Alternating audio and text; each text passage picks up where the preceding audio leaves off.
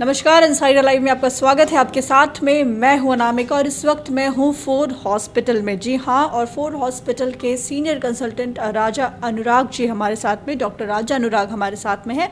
उनसे हम तमाम बातें करेंगे। आज के डेट में देखा जाए तो आर्थराइटिस की प्रॉब्लम जो है वो बहुत ज़्यादा बढ़ती जा रही है, या फिर यंग एज के लोग जो हैं या फिर बुज़ुर्ग, सभी लोग इस प्रॉब्लम को काफ़ी ज़्यादा झेल रहे हैं। तो चलिए डॉक्टर साहब से बात करते हैं और उसके निदान के बारे में जानते हैं। डॉक्टर साहब, बहुत बहुत स्वागत है आपका। पहला सवाल ये है कि क्या होता है ये आर्थराइटिस? हाँ, आर्थराइटिस कई प्रकार के होते हैं। मोस्ट कॉमन जो अपने आसपास के पॉपुलेशन में हम लोग फेस करते हैं वो मोस्ट कॉमन रहता है एज रिलेटेड डिजेनरेटिव चेंज, मतलब उम्र के साथ घुटने का घिसना। तो मोस्टली लाइफ स्टाइल अगर प्रॉपर ना हो तो जल्दी होता है, या डाइट वगैरह प्रॉपर ना हो तो जल्दी होता है। Most common life style related होता है। क्या होता है मतलब लाइफ स्टाइल में कहाँ क्या मतलब असावधानी या फिर क्या प्रिकॉशन हम लोग को लेनी चाहिए कि ये जो आर्थराइटिस की प्रॉब्लम है उससे बच सके? मोस्ट कॉमनली इसका रहता है कि जो एक लाइफ स्टाइल प्रॉपर वे में कहा जाए तो मशीन की तरह समझ सकते हैं, कि जैसे गाड़ी या मोटर का भी समझ सकते हैं कि टायर का घिसना।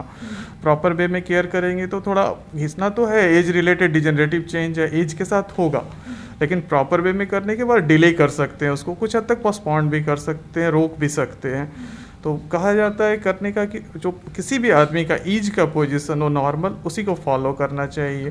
जैसे घुटने का excess bending, squatting, cross leg sitting जो और नीलिंग, एक 3 पोजीशन है एशियन और अफ्रीकन पॉपुलेशन में। हम लोग में बैठने का हिंदी टर्म में बोला जाए तो चुको मुको बैठना, पालथी मारकर बैठना, नीलिंग, ये सब बढ़ाता है। तो कहा जाता है कि इस पोजीशन में बैठना चाहिए कि नी का बेंडिंग एक्सेस ना हो, 90 डिग्री 110 तक ठीक है। मतलब आपका ये कहना है कि ये जो पोजीशंस है जिसको हम लोग एक तरह से एक्सरसाइज के भी रूप में लेते हैं, ये सारी चीज़ें जो है आर्थराइटिस की प्रॉब्लम को बढ़ाती है। डिपेंडेंट इस बस एक फैक्टर पर सीधे नहीं जा सकते हैं कि उस पर बढ़ा रहा है। जैसे बॉडी वेट किसी का ज़्यादा हो, उसको अगर स्क्वाटिंग पोजीशन डालेंगे तो काफ़ी तेज़ी से बढ़ेगा। बॉडी वेट आपका ठीक है, एक्टिविटी ठीक है, प्रॉपर एक्सरसाइज करते हैं तो वो आपको उतना ज़्यादा प्रभावित नहीं करेगा। तो एक्सरसाइज प्रॉपर वे में, मतलब प्रॉपर केयर के साथ करेंगे, ठीक रहेगा। डॉक्टर साहब, ये आर्थराइटिस जो है वो आज के डेट में, पहले के डेट में कहते थे कि सिर्फ जो बुजुर्ग लोग हैं, ओल्ड एज के लोग हैं, उनको ये ज़्यादा शिकायत हो रही है, लेकिन आपने बताया कि चूँकि हमारा लाइफ स्टाइल जो है उसकी वजह से यंग लोग भी इससे प्रभावित हो रहे हैं। और ये चीज़ जानना चाहूँगी कि आर्थराइटिस कितने टाइप का हो सकता है? ये काफ़ी इंपॉर्टेंट क्वेश्चन है। आर्थराइटिस के बारे में जैसे कंसेप्शन था कि वो ठीक नहीं हो सकता, एक बहुत बड़ा मिसकंसेप्शन था कि अपने पीएम अटल बिहारी वाजपेयी का नी रिप्लेसमेंट भी हुआ, वो भी सक्सेसफुल हुआ, ये सब मिथ है। वैसा नहीं है कि सक्सेसफुल नहीं, आज एक काफ़ी सक्सेसफुल सर्जरी है इसका। तो सीधे सर्जरी पर जाना कहीं से भी सही नहीं है। उसका होता है कि जानना होगा कि आर्थराइटिस कितने तरह का है। तो मोस्ट कॉमन नी का फेस करते हैं, तो नी के बारे में ही बताते हैं। तो नी जॉइंट में 3 कंपार्टमेंट है, एक आगे का, एक अंदर की तरफ जिसको मीडियल कंपार्टमेंट बोलते हैं, एक बाहर की तरफ जिसको लैटरल बोलते हैं। तो स्टार्ट होता है एंटीरियर कंपार्टमेंट से, जिसको पटेलोफेमोरल जॉइंट भी बोलते हैं।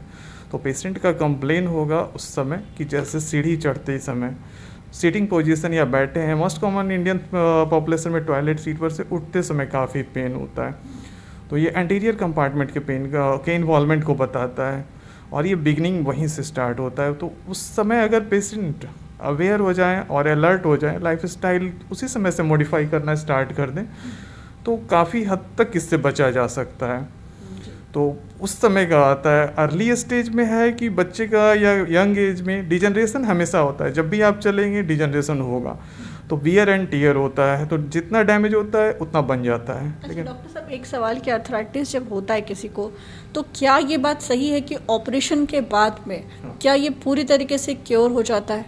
पूरी तरह से क्योर हो जाता है। जैसा एग्जांपल दिए कि गाड़ी का टायर या घिसा आप चेंज करते हैं, तो नी का अगर आर्थराइटिस हो के कार्टिलेज अगर पूरी तरह डैमेज हो गया लास्ट स्टेज, तो उसमें बोनी पार्ट को मेटल से रिप्लेस कर दिया जाता है, और बीच का कार्टिलेज जो कि बोनी नहीं है, सॉफ्ट टिश्यू है, उसको प्लास्टिक इंसर्ट है, स्पेशल प्लास्टिक होता है, क्रॉस लिंक्ड प्लास्टिक होता है, जो काफ़ी धीरे धीरे डिजनरेट करता है, उससे रिप्लेस कर देते हैं।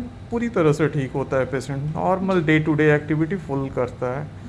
और एक सवाल और डॉक्टर साहब कि अर्थराइटिस जो है वो अगर ये बढ़ता है तो क्या चीनी से भी कुछ रिलेटेड है, इसका कुछ कनेक्शन? रिलेटेड है, comorbidity, body weight, sugar, hypertension, thyroid, ये सब के साथ डायरेक्ट रिलेटेड है। अगर कोई भी वो ऐसा कोमॉर्बिडिटी है तो जो प्रॉब्लम पेशेंट को एज रिलेटेड डिजेनरेशन के साथ 60 के बाद आएगा वो 50 में आ जाएगा। पेशेंट केयर नहीं कर रहा, बॉडी वेट अनकंट्रोल्ड है तो 40 में भी आ सकता है।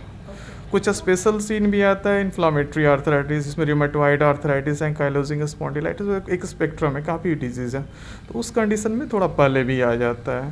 तो क्या डॉक्टर साहब ये हेरिडेटरी होता है, ऐसा होता है कि? हेरिडेटरी डायरेक्ट नहीं है। एक तो एज रिलेटेड डिजनरेशन, डिजनरेशन का मतलब है कि उम्र के साथ घिसने वाला प्रोसेस, और दूसरा इन्फ्लामेटरी आर्थराइटिस बताएं तो इन्फ्लामेटरी का रेशियो करीब करीब 4:1 है। एज के साथ होने वाला 4 गुना ज़्यादा है, और फिर भी 20-25% इन्फ्लामेटरी है।